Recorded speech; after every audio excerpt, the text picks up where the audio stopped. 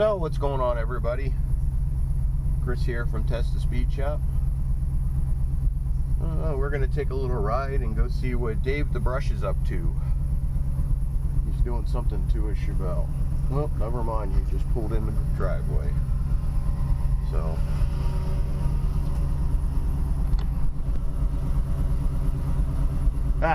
nice.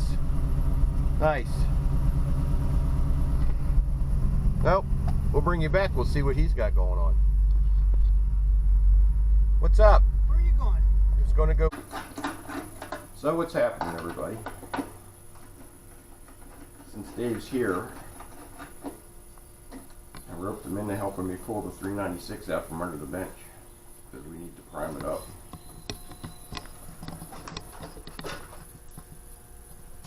So this greasy mess is 396 that was in the Chevelle for about 20 years.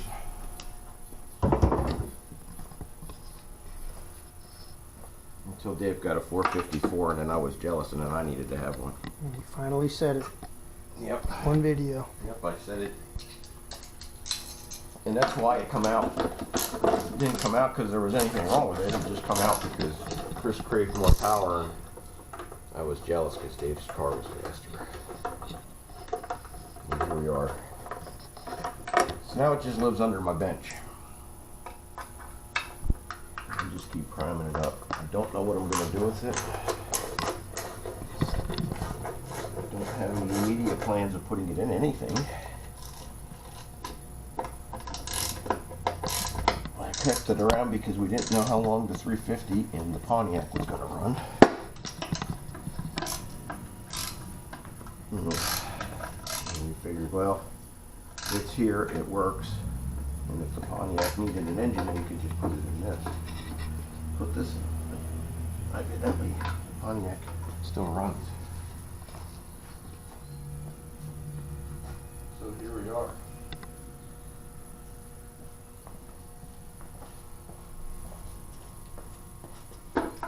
So this is a 69 396.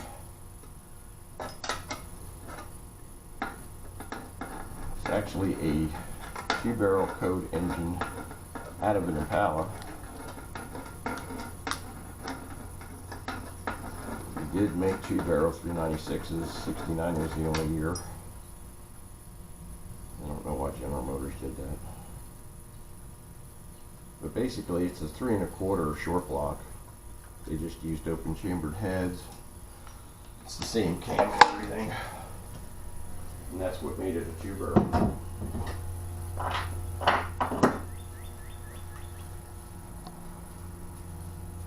Right now it's got a set of 49 heads on it. Yeah, it's probably about 8.5, 9 to 1 compression. Maybe more, maybe less. It's 40 over. I rebuilt this end. This was the first engine I ever rebuilt. It's been together for 30 years. Did that go off? Oh, it's still going.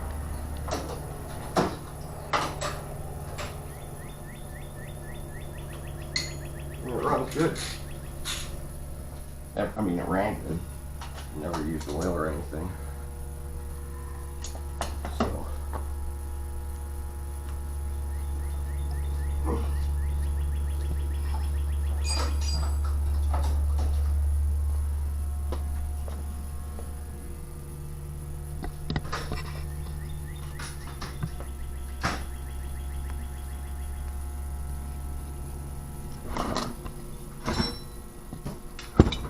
Now, you're looking at the Carlisle acquisition.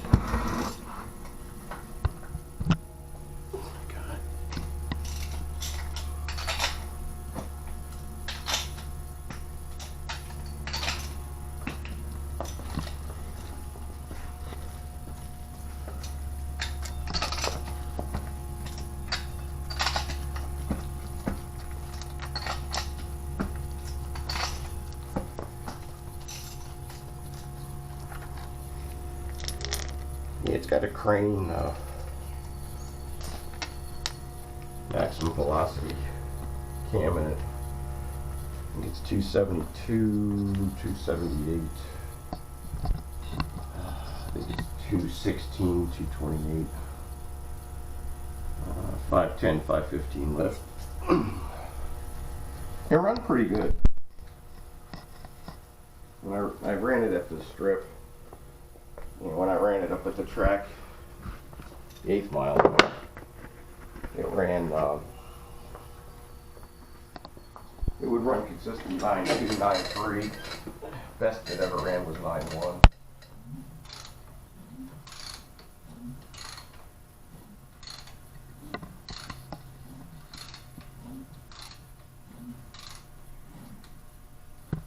So that's compression. Which isn't bad for just a mild big block. You might have gone faster, but I just never really pissed with it.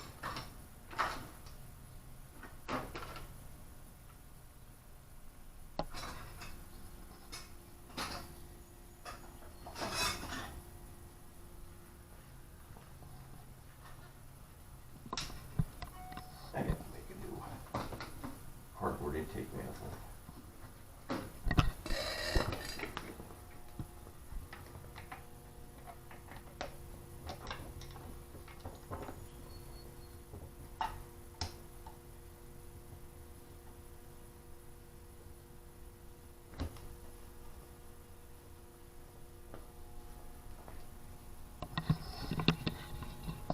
See if the drill has enough guts to turn this thing.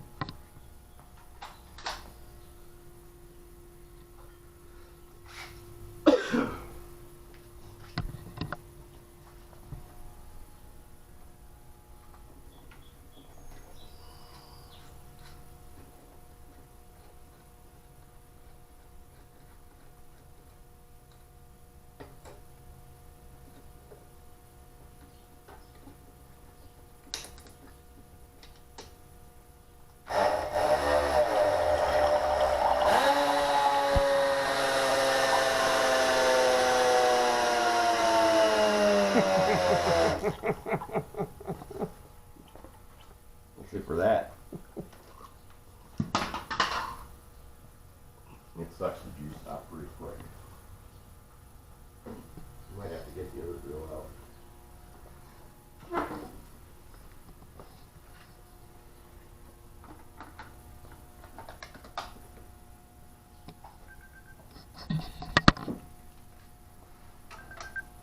Oh, how do we turn this off for a minute? Go ahead.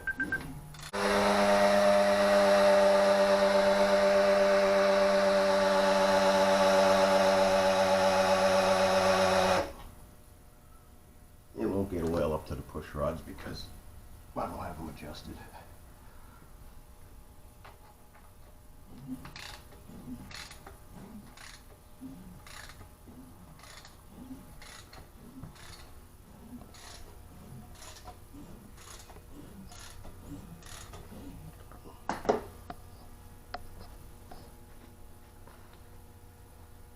I got this rag in here. I can't see.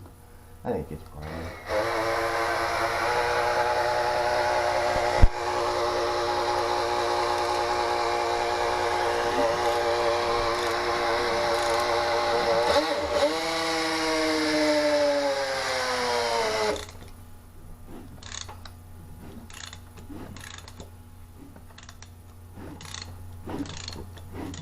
Yeah, I think it's priming, Dave.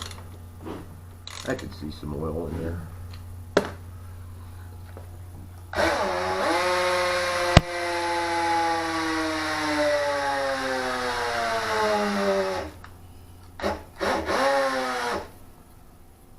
It usually primes pretty quick. I just do it enough to pump the lifters up and just get some oil moving around in it. Do the bearings and shit.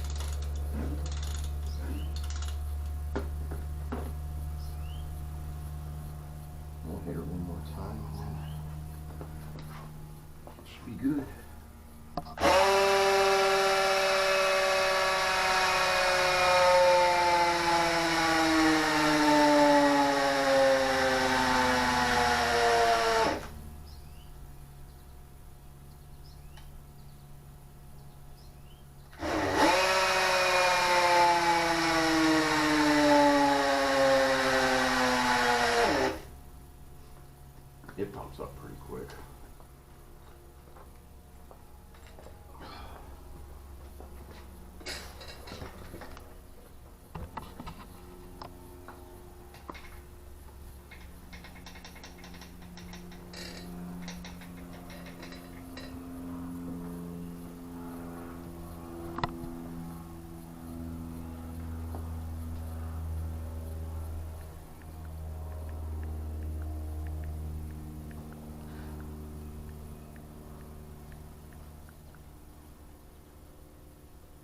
What is the plans for this engine? I do not know.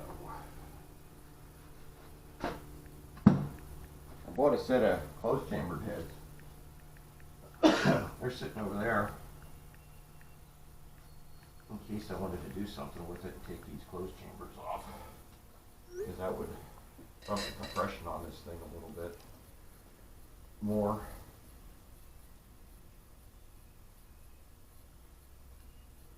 Make it a little bit more compression.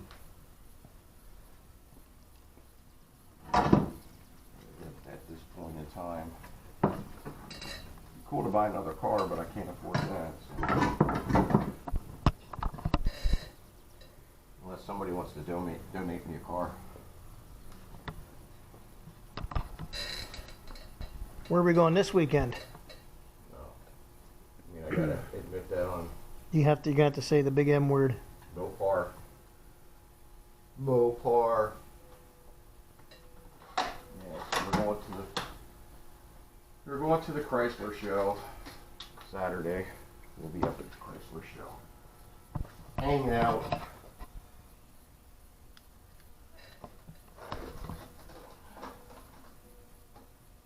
Taking big Dodge. We'll be looking at big man shit. Really? Had to go there, didn't we?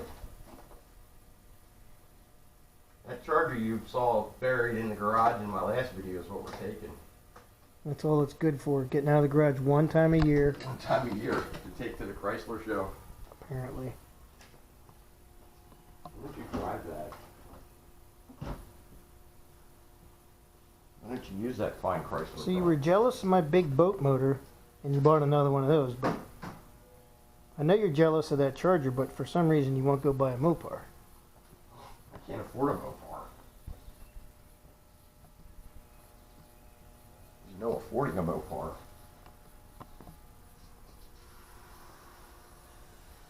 I have enough Mopars to work on between Tom, you, Mike. Christ, Mike's got 2 of them, so that makes it even 10 times worse.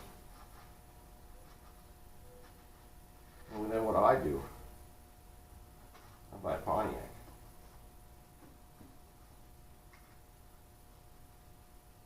That's like the Mopar GM.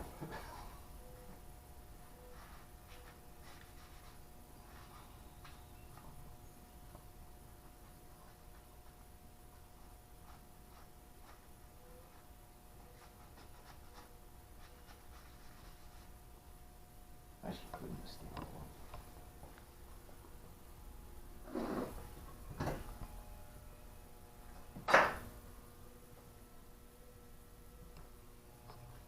That's why everything on that dumb thing is 1 year only, because they had a whole warehouse of prototype junk parts, and they said, we got to get this out of here.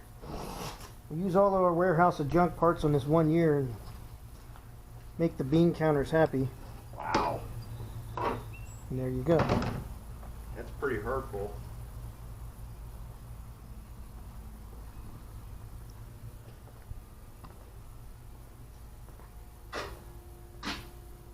Would you be so mean to my fibers? Why would they be so mean to their customers to build it like that? Well, certainly is a learning curve with it. It's almost a Ford.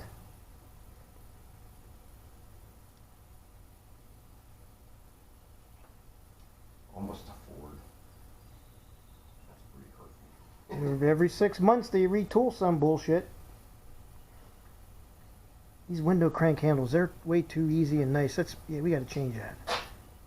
Yeah, they're the same as Hey, that headlight switch, yeah, that works way too good. Let's change that. the wiper switch is different. I mean Ford. That water pump and alternator, we gotta switch that. Yeah, It's only June or yeah, switch it out. It takes a different water pump than the Le Mans. Because the Le Mans pump is it's longer. Because they changed the height of it. And the Firebirds stay the same. Not sure how that went. So it's a water pump you can't buy at the parts store. Which is even better yet. Because the parts store doesn't have any.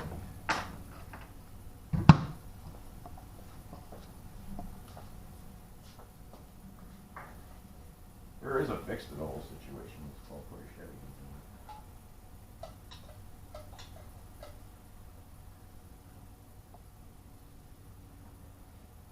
I saw a Camaro subframe on Facebook. Oh yeah? For what, first gen? Mm-hmm. It's the same stuff. You did share that. Subframes. Why is all the steering so messed up on it? Well, it's because the oil pan on the Pontiac's bigger than the Chevy. So it takes a bigger oil pan or a different steering rod or pippin arm.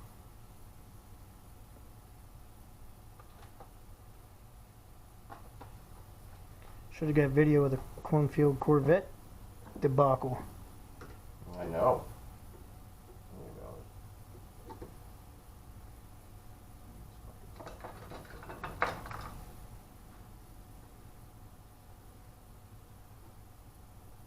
How Pennsylvania roads destroyed your tracks. Tore the rear end right out of it.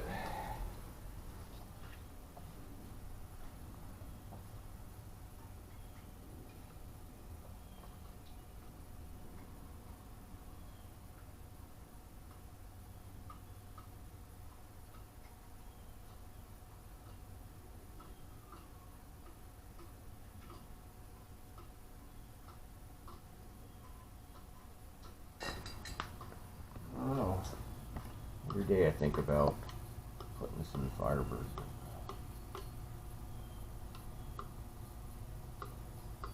It's definitely cheaper than buying a Pontiac engine. If you guys haven't looked at the prices of Pontiac engines and what you can get for a Pontiac 400 that needs rebuilt, you're looking at $1,000 to $2,000. That's for ones that don't run, or a guy has no clue, or whatever. Guys that don't have a retirement fund. Yeah.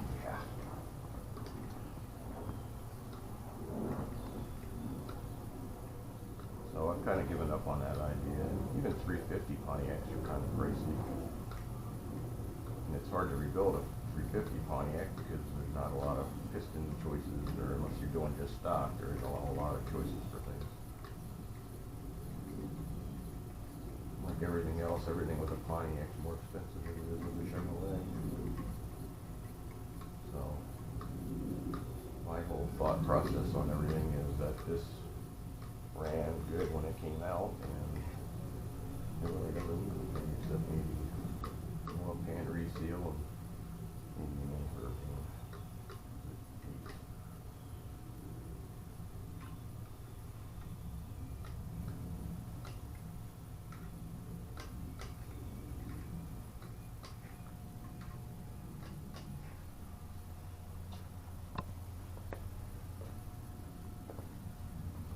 I have studied quite extensively what it would take to do that. To put the dishwasher in that. There really isn't that much, but what I would spend to put the big block in that is about what it would cost me to buy a 400. And that's not including rebuilding it.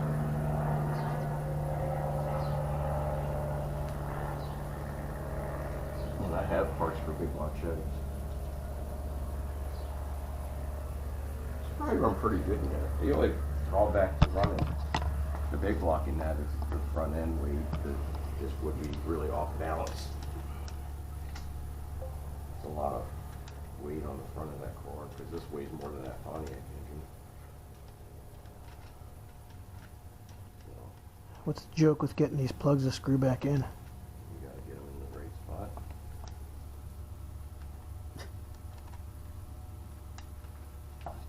Here, you got it.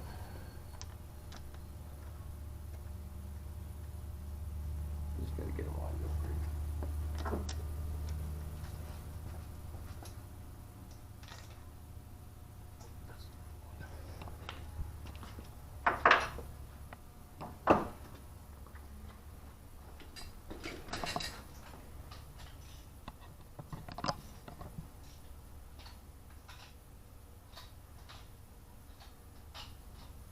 Isn't that the one that the compression tester won't screw into? No, that's on that one. It'll screw in, but you gotta sit there and play with it. Now this one it screws in. I don't know why they're so. I mean, it'll screw into the 454. You just gotta get it right, hit in the right spot to get it to thread.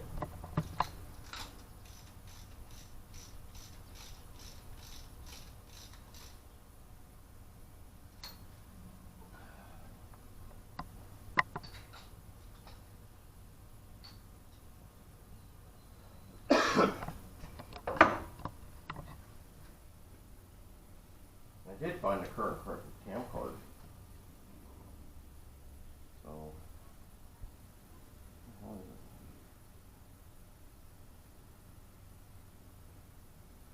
Yeah, 515, 510, 272, 284. I don't know what advertised is. Yeah, 216, 228. 2 to 5 is the RPM edge.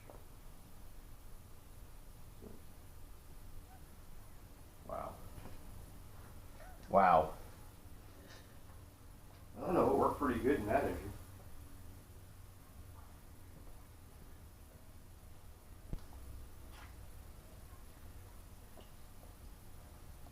Sissy cam, huh? Yep, Chris has always been conservative, but back then he was ultra conservative. Why go big when you can go small? It ran good. It did what it needed to do. I had a bigger cam, but if I took it out, I put the smaller one in. I thought it ran better with this. It was probably a better match. When I originally built this, Summit used to make a kit for this. Back in the day, they used to make an engine kit for the 396s. And with the kit, for like $2,500, you got a set of, they were Brodex heads.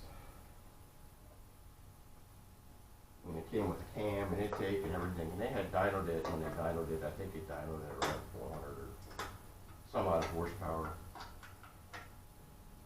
Since I didn't have money to do the whole kit for 2,000 some odd dollars, I pretty much just copied what they did. But I just used a set of open chamber heads instead of the Brodex heads. And I used the cam that was in that kit. That cam was, the hell was that cam?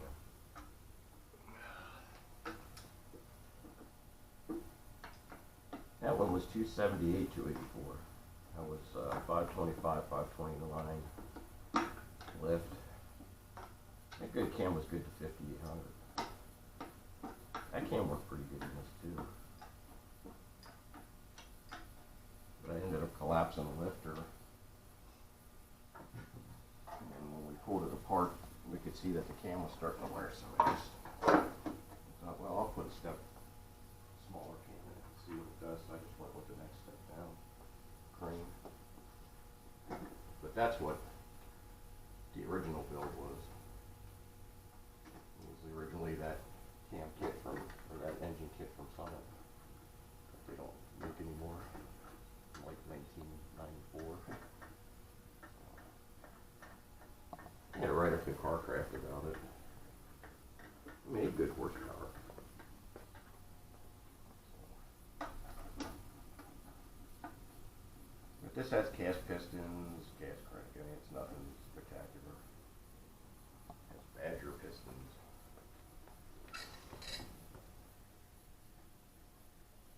40 over 1010 on crank.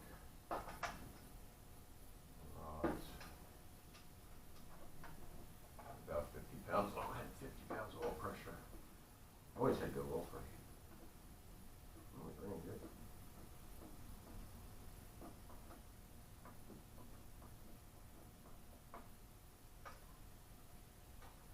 You forgot the part that somewhere along the way it found its way into a 70 SS Chevelle. Yeah. It was a 70 SS Chevelle. That's what it come out of. But it wasn't the original engine for that either. This was one of those Wheeler crate engines is what it was. When I bought it, it had open chamber peanut port heads on it. With 236 castings, I think. I took them off and put the big, the 049 big open chambers on it. Sometimes I wonder if that's why it ran so good. Because I have those open chamber heads on it.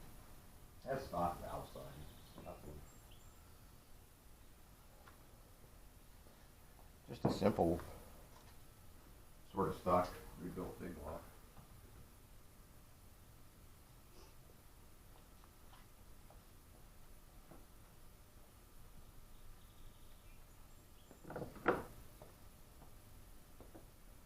Often wonder what it would do with those closed chambers on there.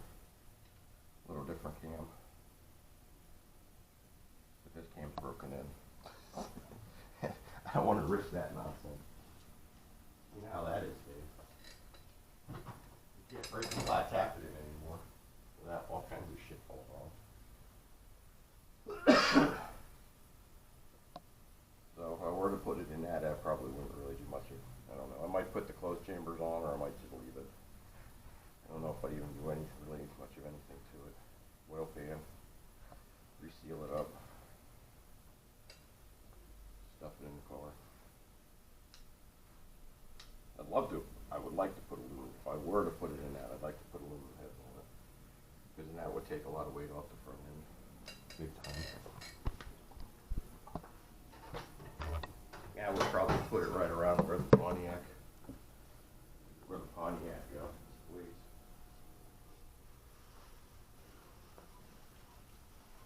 But that's the 396 that lives under the bench. I paid for $150, didn't I? I think I paid $150. Took it home and tore it apart. It was already done. It wasn't a lot of miles on it, but I just cleaned the cylinders, put new rings, bearings, oil pump, cleaned it all up. Got those other heads. Bought all the brackets and everything to put it in the Chevelle. I think I had $800 all with swapping everything. I was getting finding engine and doing everything, but I did all my own work. Plus, I worked at a parts store, so I could order all the engine parts. And that's when you had good engine parts. Now even that stuff's questionable.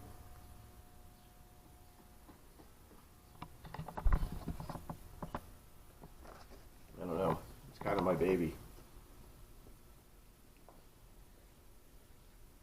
As long as I keep oil on it, priming it. You brought this back out of the attic.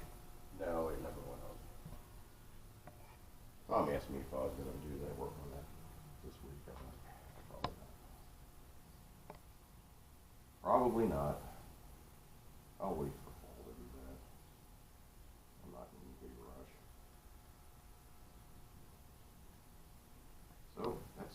96. Yeah, if you look, it's got a small 12-inch flywheel on it. That actually came off the 307 that came out of the Chevelle. And I actually used the 307 starter when I put the engine in. It doesn't have a big flywheel on it. That's why it's so small for me, just got a question. Because it'll bolt on and it'll work because it's internal balance. So it's not external.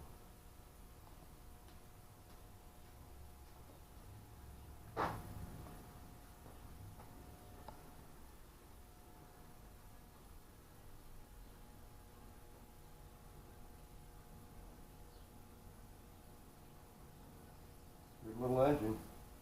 Put this in your charger. Make it better. What? You don't like the idea of putting a jam in your Chrysler? Boy, wouldn't that put those 70 Charger guys over the edge? I didn't think you'd be booted out of the 70 Charger Club after that. I'm not in the gay 70 Charger Club. What's that? I'm not in the club. You're not in the club. Not a club guy. They want you to be in their club, though. Always go kind of apeshit over your car. 4 speeds, air conditioning, 382 Magnum, high impact color, deluxe interior. All the right bells and whistles. Looks like jealousy over there. That's not jealousy. It's probably a 1-to-1, Dave. Right. It's probably the only 70 Charger built like that in the whole world. And then you use it as a bench.